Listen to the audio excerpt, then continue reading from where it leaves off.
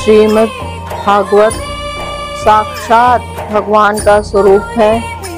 इसी से भक्त भागवत गण भगवत भावना से श्रद्धा पूर्वक इसकी पूजा आराधना किया करते हैं।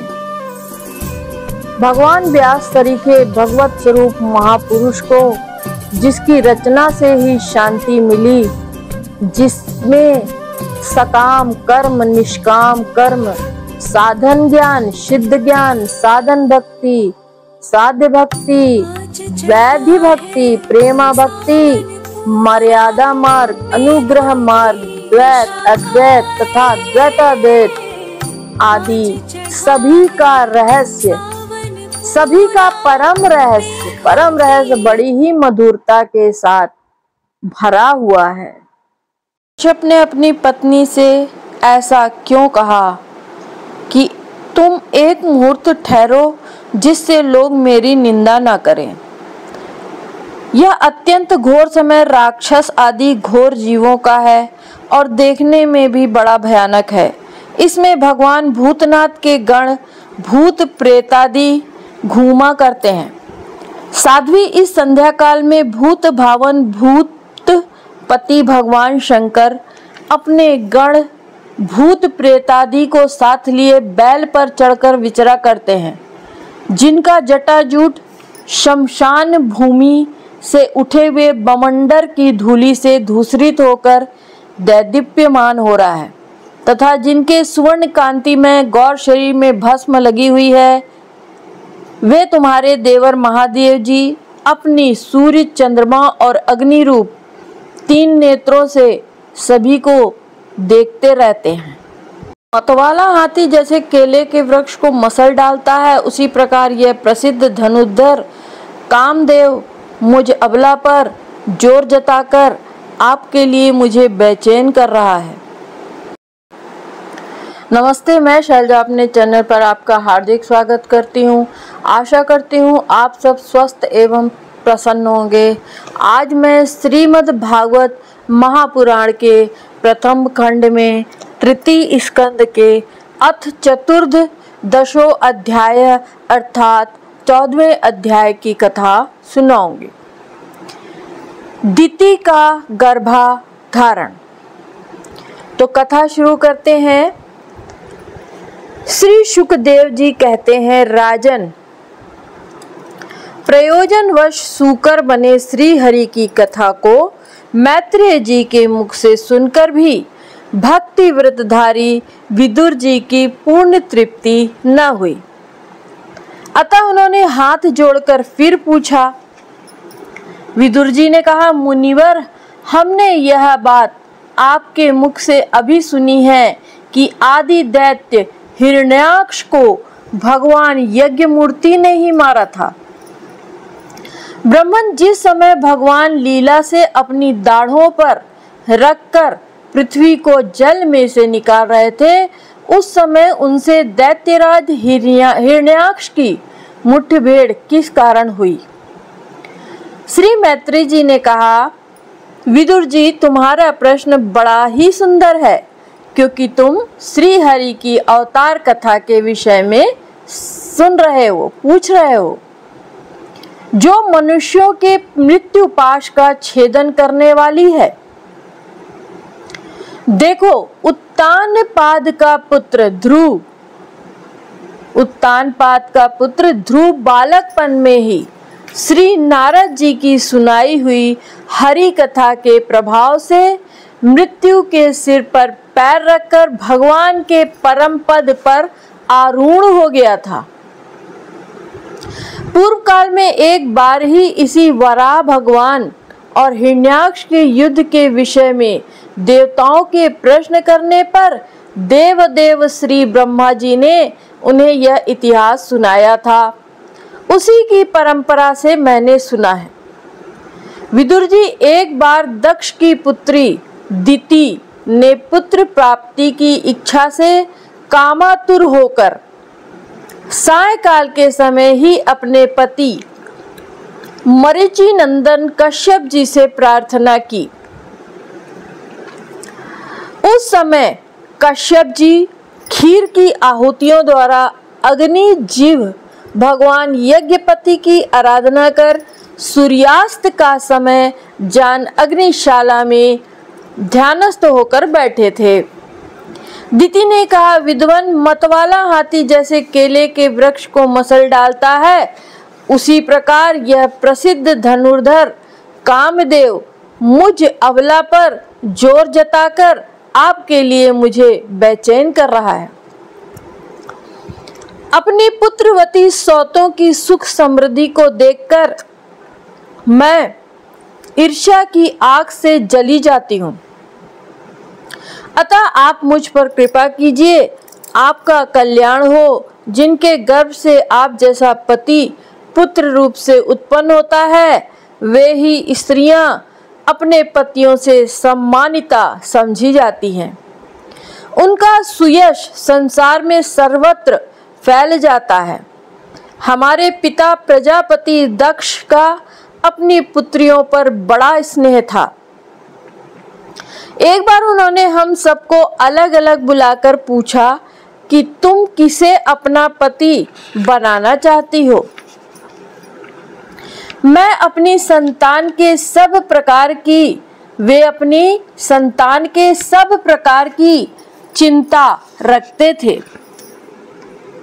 अतः हमारा भाव जानकर उन्होंने उनमें से हम 13 पुत्रियों को जो आपके गुण स्वभाव के अनुरूप थी आपके साथ ब्याह दिया।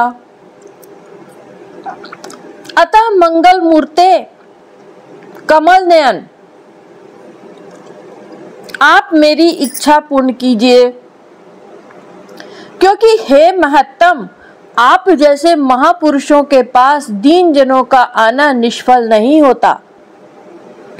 विदुर जी दिति कामदेव के वेग से अत्यंत बेचैन और बेबस हो रही थी। उसने इसी प्रकार बहुत सी बातें बनाते हुए दीन होकर कश्यप जी से प्रार्थना की। तब उन्होंने उसे सुमधुर वाणी से समझाते हुए कहा, भीरू, तुम्हारी इच्छा के अनुसार मैं अभी अभी तुम्हारा प्रिय अवश्य करूंगा। भला जिसके द्वारा अर्थ धर्म काम और तीनों की सिद्धि होती है, अपनी ऐसी पत्नी की कामना कौन पूर्ण नहीं करेगा। जिस प्रकार जहाज पर चढ़कर मनुष्य महासागर को पार कर लेता है, उसी प्रकार गृहस्थ श्रमी दूसरे आश्रमों को आश्रय देता हुआ अपने आश्रम द्वारा स्वयं भी दुख समुद्र के पार हो जाता है। मानिनी स्त्री को तो त्रिविध पुरुषार्थ की कामना करने वाला पुरुष का आधा अंग कहा गया है। उस पर अपनी गृहस्थी का भार डालकर पुरुष निश्चिंत होकर विचरता है। इंद्रिय रूप शत्रु अन्य आश्रम वालों के लिए अत्यंत दुर्जय है, किंतु जिस प्रकार किले का स्वामी सुगमता से ही लूटने वाले शत्रुओं को अपने अधीन कर लेता है, उसी प्रकार हम अपनी विवाहिता पत्नी का आश्रय लेकर इन इंद्रिय रूप शत्रुओं को सहज में ही जीत लेते हैं। ग्रहेश्वरी, तुम जैसी भार्या के उपकारों का बदला तो हम अथवा और कोई भी गुणग्राही पुरुष अपनी सारी उम्र में अथवा जन्मांतर में भी पूर्ण रूप से नहीं चुका सकते। तो भी तुम्हारी संतान प्राप्ति की इच्छा को मैं यथाशक्ति अवश्य पूर्ण करूंगा, परंतु अभी तुम एक मुहूर्त ठहरो, जिससे लोग मेरी निंदा न करें। यह अत्यंत घोर समय राक्षसादि घोर जीवों का है और देखने में भी बड़ा भयानक है। इसमें भगवान भूतनाथ के गण भूत प्रेत आदि घूमा करते हैं। साध्वी, इस संध्या काल में भूत भावन भूतपति भगवान शंकर अपने गण भूत प्रेतादि को साथ लिए बैल पर चढ़कर विचरा करते हैं। जिनका जटाजूट शमशान भूमि से उठे हुए बवंडर की धूलि से धूसरित होकर दैदीप्यमान हो रहा है। तथा जिनके सुवर्ण कांति में गौर शरीर में भस्म लगी हुई है, वे तुम्हारे देवर महादेव जी अपने सूर्य, चंद्रमा और अग्नि रूप 3 नेत्रों से सभी को देखते रहते हैं। संसार में उनका कोई अपना या पराया नहीं है, ना कोई अधिक आदरणीय और ना निंदनीय ही है। हम लोग तो अनेक प्रकार के व्रतों का पालन करके उनकी माया को ही ग्रहण करना चाहते हैं, जिसे उन्होंने भोग कर लात मार दी है। विवेकी पुरुष अविद्या के आवरण को हटाने की इच्छा से उनके निर्मल चरित्र का गान किया करते हैं। उनसे बढ़कर तो क्या, उनके समान भी कोई नहीं है और उन तक केवल सत्य पुरुषों की ही पहुंच है। यह सब होने पर भी वे स्वयं पिशाचों का सा आचरण करते हैं। यह नर शरीर कुत्तों का भोजन है, जो अविवेकी पुरुष आत्मा मानकर वस्त्र, आभूषण, माला और चंदन आदि से इसी को सजाते संवारते रहते हैं। वे अभागे ही आत्मा राम भगवान शंकर के आचरण पर हंसते हैं। हम लोग तो क्या, ब्रह्मादि लोकपाल भी उन्हीं की बंधी हुई धर्म मर्यादा का पालन करते हैं।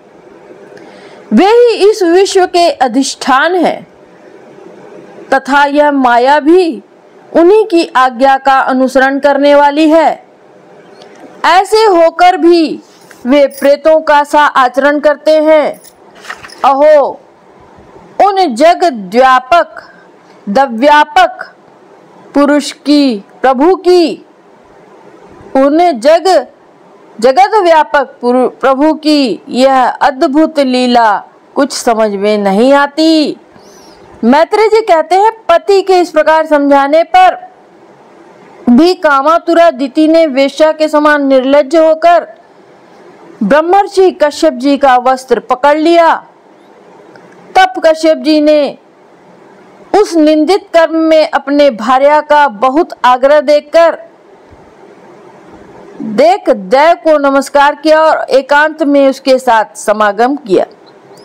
फिर जल में स्नान कर प्राण और वाणी का संयम करके विशुद्ध ज्योतिर्मय सनातन ब्रह्मा का ध्यान करते हुए उसी का जप करने लगे। विदुर जी दीति को भी उस निंदित कर्म के कारण बड़ी लज्जा आई और वह ब्रह्मर्षि के पास जा सिर नीचा करके इस प्रकार कहने लगी। दीति बोली, ब्राह्मण, भगवान रुद्र भूतों के स्वामी हैं। मैंने उनका अपराध किया है, किंतु वे भूत श्रेष्ठ मेरे इस गर्भ को नष्ट न करें। मैं भक्त वाच्छा कल्पतरु उग्र एवं रुद्र रूप महादेव को नमस्कार करती हूँ। वे सत्पुरुषों के लिए कल्याणकारी एवं दंड देने के भाव से रहित हैं, किंतु दुष्टों के लिए क्रोध मूर्ति दंडपाणी है। हम स्त्रियों पर तो व्याध भी दया करते हैं, फिर वे सतीपति तो मेरे बहनोई और परम कृपालु हैं, अतः वे मुझ पर प्रसन्न हो। श्री मैत्रेय जी ने कहा, विदुर जी, प्रजापति कश्यप ने सायकाली संध्या वंदन आदि कर्म से निवृत्त होने पर देखा कि दिति थर थर कांपती हुई अपनी संतान की लौकिक तथा पारलौकिक उन्नति के लिए प्रार्थना कर रही है। तब उन्होंने उससे कहा, कश्यप जी ने कहा, तुम्हारा चित्त काम वासना से मलिन था। वह समय जो ठीक नहीं था और तुमने मेरी बात भी नहीं मानी तथा देवताओं की भी अवहेलना की। अमंगलमयी चंडी, तुम्हारी कोख से 2 बड़े ही अमंगलमय और अधम पुत्र उत्पन्न होंगे। वे बार बार संपूर्ण लोक और लोकपालों को अपने अत्याचारों से रुलाएंगे। जब उनके हाथ से बहुत से निरपराध और दीन प्राणी मारे जाने लगेंगे, स्त्रियों पर अत्याचार होने लगेंगे और महात्माओं को क्षुब्ध किया जाने लगेगा, उस समय संपूर्ण लोकों की रक्षा करने वाले श्री जगदीश्वर कुपित होकर अवतार लेंगे और इंद्र जैसे पर्वतों का दमन करता है उसी प्रकार उनका वध करेंगे। दिति ने कहा, प्रभु यही मैं भी चाहती हूँ कि यदि मेरे पुत्रों का वध हो तो वह साक्षात भगवान चक्रपाणि के हाथ से ही हो, कुपित ब्राह्मणों के शाप आदि से न हो। जो जीव ब्राह्मणों के शाप से दग्ध अथवा प्राणियों को भय देने वाला होता है, वह किसी भी योनि में जाए उस पर नारकी जीव भी दया नहीं करते। कश्यप जी ने कहा, देवी तुमने अपने किए पर शोक और पश्चाताप प्रकट किया है, तुम्हें शीघ्र ही उचित अनुचित का विचार भी हो गया तथा भगवान विष्णु शिव और मेरे प्रति भी तुम्हारा बहुत आदर जान पड़ता है, इसलिए तुम्हारे एक पुत्र के 4 पुत्रों में से ऐसा होगा जिसका सत्पुरुष भी मान करेंगे और जिसके पवित्र यश को भक्तजन भगवान के गुणों के साथ गाएंगे। जिस प्रकार खोटे सोने को बार बार तपाकर शुद्ध किया जाता है, उसी प्रकार साधुजन अपने स्वभाव का अनुकरण करने के लिए नैवर्ता आदि उपायों से अपने अंतःकरण को शुद्ध करते हैं, जिनकी कृपा से उन्हीं का स्वरूप भूत यह जगत आनंदित होता है। वे स्वयं प्रकाश भगवान भी उसकी अनन्य भक्ति से संतुष्ट हो जाएंगे। दिति वह बालक बड़ा ही भगवत भक्त, उदार हृदय, प्रभावशाली और महान पुरुषों का भी पूज्य होगा तथा प्राण भक्ति भाव से विशुद्ध और भावान्वित वे अंतःकरण में श्री भगवान को स्थापित करके देहाभिमान को त्याग देगा। वह विषयों में अनासक्त, शीलवान, गुणों का भंडार और दूसरों की समृद्धि में सुख और दुख में दुख मानने वाला होगा। उसका कोई शत्रु न होगा तथा चंद्रमा जैसे ग्रीष्म ऋतु के ताप को हर लेता है, वैसे ही वह संसार के शोक को शांत करने वाला होगा। जो इस संसार के बाहर भीतर सब ओर विराजमान है, अपने भक्तों की इच्छा अनुसार समय समय पर मंगल विग्रह प्रकट करते हैं और लक्ष्मी रूप लावण्य मूर्ति ललना की भी शोभा बढ़ाने वाले हैं तथा जिनका मुखमंडल झिलमिलाते हुए कुंडलों से सुशोभित है, उन परम पवित्र कमल नयन श्री हरि का तुम्हारे पौत्र को प्रत्यक्ष दर्शन होगा। श्री मैत्री जी कहते हैं, विदुर जी, दिति ने जब सुना कि मेरा पौत्र भगवान का भक्त होगा, तब उसे बड़ा आनंद हुआ तथा वह जानकर कि मेरे पुत्र साक्षात श्री हरि के हाथ से मारे जाएंगे, उसे और भी अधिक उत्साह हुआ। इति श्री मद्भागवते महापुराणे। जय श्री हरि।